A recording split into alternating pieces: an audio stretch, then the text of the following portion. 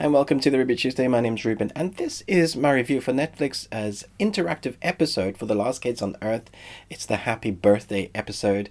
So let me know in the comments below who is your favorite character in this series. But for now, let's jump into the review. Help Jack and his monster battling friends make choices to stay alive and have some fun in this interactive Last Kids on Earth adventure. So Netflix have been doing this thing where not just animation but with live action like Bear Grylls. Can we go up this tree?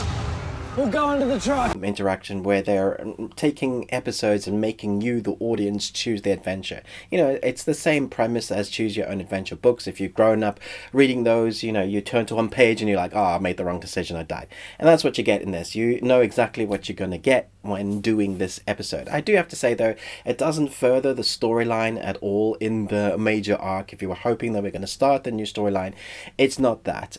Where this is going to have to sate your desire for it until we get that new series. Nevertheless, there's a lot of fun to be had in this episode. You do get all the kind of friends that you expect to see, all the creatures and characters, you know, between zombies and monsters, and the monsters that have now become part of the team. You see most of them in this, depending on what choice you make. And I would say, rather than trying to make the choices of going down the path to get you to win, basically to have the birthday at the end, which is pretty easy to choose, try the choices less traveled. There's a few choices where you get to make a wrong decision and then you get to follow that decision up with another decision, which I think is really great. Some of the other interactive episodes, like the Bear Grylls ones, you make a wrong decision and then you die. In here, which I thought was quite unique, you get to make sometimes multiple decisions and see where that leads. For example, there's one bit where you get to go to a cinema. Choose that option and then see what happens, because it kind of harks back to a few other series that we've seen before. It kind of makes fun of them in a really fun way. There's a trailer. I thought that was excellent. The voices are all back. The animation style is exactly what you expect it to do, and it does things sometimes that you're like, when you click on a wrong, I guess it's the wrong choice, or the choice that's probably not going to get you to the end where you want to go.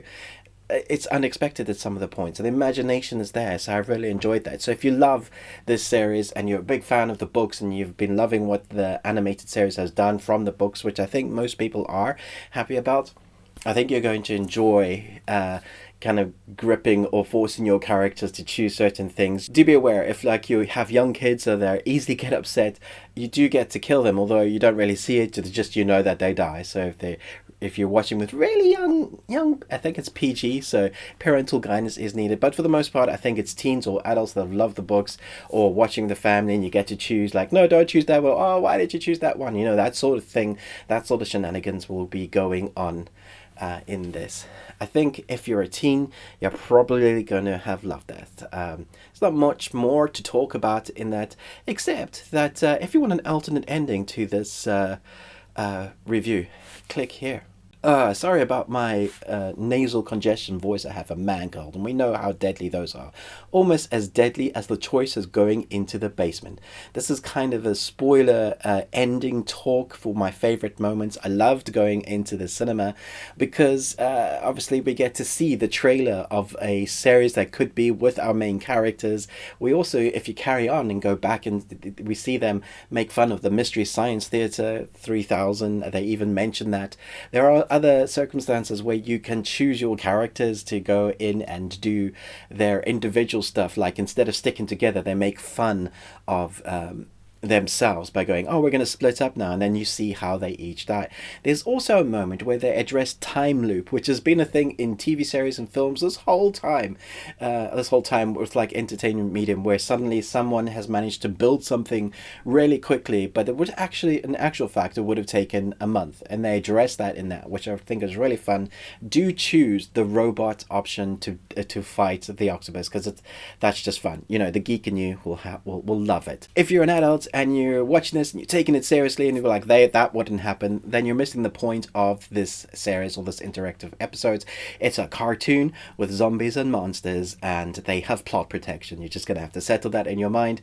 These characters definitely have a plot protection. If you want an alternate version to this review, click here. Thanks so much for watching this. I'm going to give this a solid B. I hope you enjoyed my kind of little bits of shenanigans of spoiler comments. Let me know your favorite moments in this episode, but most of all, until next time, remember, live long and Tuesday.